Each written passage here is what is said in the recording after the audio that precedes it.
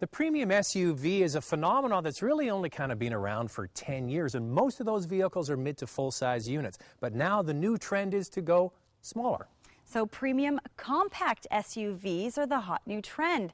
And until recently, the BMW X3 and the Acura RDX had the marketplace all to themselves. So now the other premium brands have had to come up with their own vehicles to fill this niche. Volvo has the XC60 and Audi has introduced the Q5. Mercedes has also entered the game with this new GLK. You see, Mercedes wants a vehicle that will appeal to young people, 35 to 45, that have maybe had a basic SUV in the past, and they want more. More of everything, including the Mercedes badge on the front. They also get the Mercedes style that has seen a renaissance in the last few years. Gone are the stodgy lines of the Mercedes of old. This new GLK is bold and dynamic, just like the people that will buy this crossover. Mercedes didn't want a cute ute. Instead, they wanted something that resembled the classic SUV shape.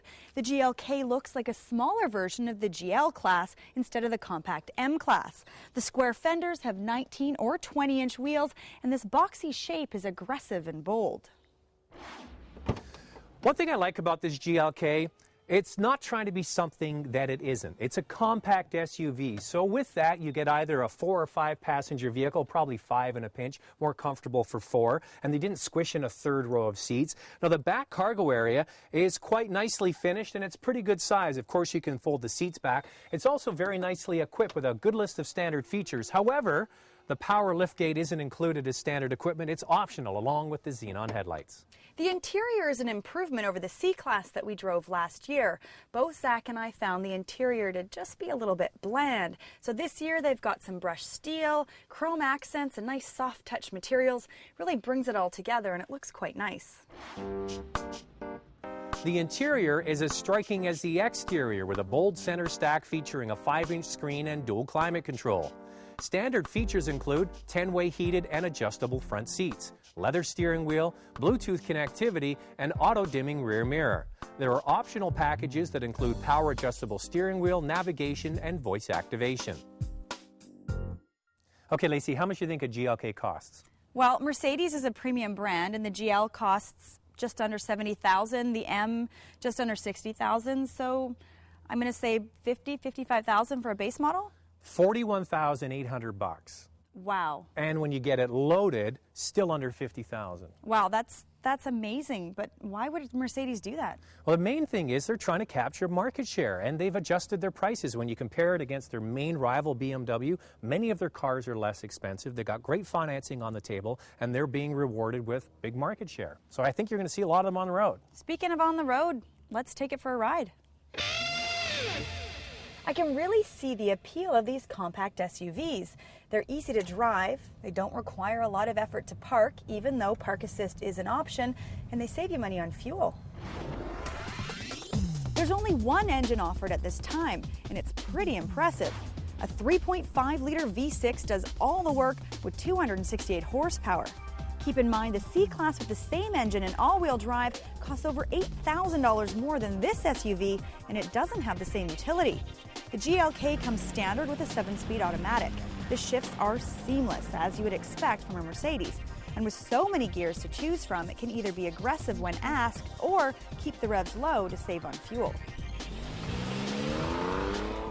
When I compare this to the RDX or the X5, the thing that sticks out for me on the GLK is the fact that it feels more rugged. Sure, it's a very luxurious, sporty-feeling vehicle, but the suspension is just solid.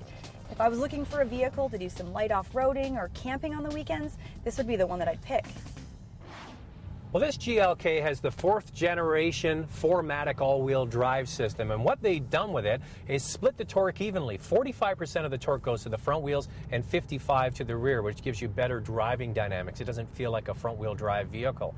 And we had a chance when we went on the launch of this GLK. They set up this off-road basic mud pit. It was thick, slop, and this thing just chewed through the mud, no problem, even when equipped with basic all-season tires. It was quite remarkable. The GLK also comes standard with an automatic suspension system that has the ability to dampen the shock settings continuously for the best driving dynamics and comfort on all road surfaces. I like the feedback on smooth roads or with little undulation, but over bigger bumps, the suspension tends to soften up too much for my liking, making the GLK a bit too luxurious for sporty driving. It is a Mercedes after all. Did you know that if there's a Mercedes vehicle sold that has the gasoline or the diesel option outsells the gasoline version? And it's a shame that diesel isn't available in this GLK yet. We had a chance to talk to Mercedes and ask them, are you going to make this available with that fabulous Blue Tech technology? And they said, not yet, but they're working on a turbo diesel 4-cylinder for this vehicle. Now that would be interesting to drive, so maybe look for it soon.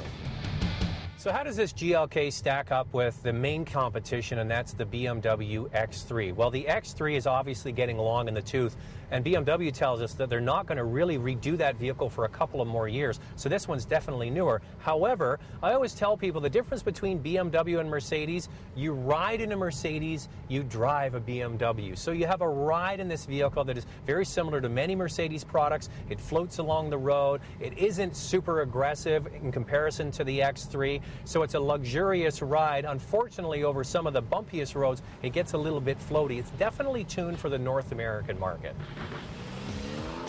So Zach, do you think that this premium SUV is going to have an edge over the competitors? Well, I think, that big 3-point star in the front, the Mercedes emblem, goes a long way to making this vehicle attractive. And then when you factor in 3 main things. First of all, the price.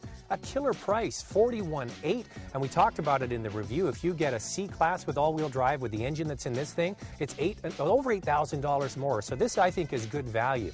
Then you factor in another important thing, styling. It looks great. It doesn't look like one of those cute utes that's running around. It looks like the bigger GL Class or even the G-Wagon, but in a small package, very nicely styled. And the interior, once again, in comparison to the C-Class, is so much better. I think they've done a great packaging job on this vehicle, and even when it's fully equipped under 50 grand is amazing. All right, now the dislikes for me, it's a bit soft. I kind of like more of the nimble feel you get with the X3, even though the X3 is getting long in the tooth, and the RDX handles well as well. And the other thing is the back seat is a little small, but that kind of goes with the territory. When you're into the compact class, you don't get the room you'd get with an ML or maybe an X5 from BMW. Overall, I think it's an excellent package. What do you think? Well, Zach, you didn't mention the engine. That V6 is absolutely fantastic in this vehicle. And Zach mentioned the value. Even if you get a base model, there are a lot of standard features. So now there's another option available for people that might have been considering a fully loaded CR-V or RAV4. Now they can get into a Mercedes. And the GLK just is what it is. Canadians like compact vehicles, and they didn't try to ram 3rd row seats in this vehicle. And my only major dislike with this vehicle is that it's not offered with a diesel engine. Yeah, we'll have to wait and see if they come up with that. So this vehicle, they did a really nice job launching it, featured in the Sex and the City movie. I didn't see that movie. Did you see it?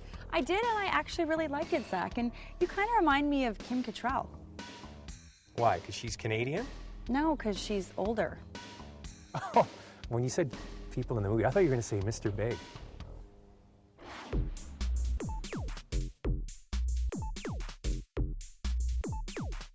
For complete specs, go to our website at drivingtelevision.com.